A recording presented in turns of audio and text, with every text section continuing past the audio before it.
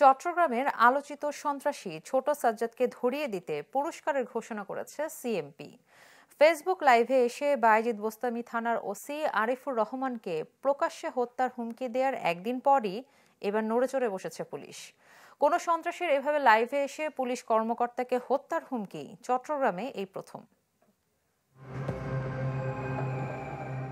আগ্নেয়াস্ত্র হাতে কখনো মহড়া, কখনো চাঁদা না পেয়ে নির্মাণাধীন ভবনে ঢুকে প্রকাশ্যে গুলি করে আতঙ্ক সৃষ্টি। চট্টগ্রামের বায়েজিদ চাঁদগাঁও হাটাজারি থানা এলাকায় দীর্ঘদিন এমন ত্রাস চালালেও শীর্ষ সন্ত্রাসী ছোট সাজ্জাদ মূলত আলোচনায় আসে ৫ আগস্টের পরে মোহাম্মদ আনিস, মাসুদ কাইসার ও তাহসিনকে খুনের পর। এরপর থেকে তাকে ধরতে আইন শৃঙ্খলা বাহিনী নানা তৎপরতা চালালে আত্মগোপনে চলে যায় দুর্ধর্ষ এই সন্ত্রাসী। গেল বছরের ৪ ডিসেম্বর অক্সিজেন এলাকায় অভিযান চলাকালে পুলিশকে গুলি করে পালিয়ে যায় সে। কয়েকদিন পর পুলিশ সদস্যদের বিরুদ্ধে আদালতে মামলা করে তার স্ত্রী। সম্প্রতি অভিযানে আটক হয় তার কয়েকজন সহযোগী।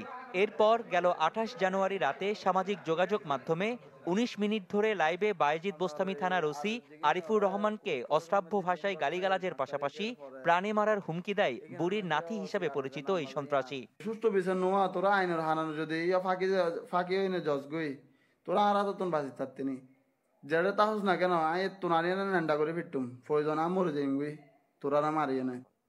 কোনো সন্ত্রাসী এভাবে লাইভে এসে পুলিশ কর্মকর্তাকে হত্যার হুমকি চট্টগ্রামে এই প্রথম। এই ঘটনায় জিডি করেছেন ওসি আরিফুর। সেই সাথে সাজ্জাদকে ধরিয়ে দিতে বৃহস্পতিবার পুরস্কার ঘোষণা করেছে সিএমপি। আইন শৃঙ্খলা বাহিনীকে সরাসরি হুমকি দেওয়া এটা অত্যন্ত অনভিপ্রেত এবং অনাকাঙ্ক্ষিত। বিষয়টাকে আমরা অত্যন্ত গুরুত্ব দিয়ে দেখছি এবং এই সংক্রান্তে আমাদের যে আইনগত কার্যক্রম সেটাকে আমরা পদক্ষেপ নিয়েছি। বিশেষ করে আমরা এই ঘটনার সংক্রান্তে আমরা একটি জিডি করেছি বায়েজিদ থানা এবং তাকে যে গ্রেপ্তারের জন্য আমাদের যে অভিযান সেটাকে আরও জোরদার করা হয়েছে। পিতামাতা ছাড়া অভিভাবকহীন বেড়ে ওঠা এই সন্ত্রাসীর বিরুদ্ধে বিভিন্ন থানায় হত্যা, অস্ত্র, চাঁদাবাজি সহ ১৪টি মামলা রয়েছে। বর্তমানে বিএনপির শীর্ষ এক নেতার অনুসারী হিসেবে পরিচিত সাজ্জাদ। রনি দত্ত, চ্যানেল 24, চট্টগ্রাম।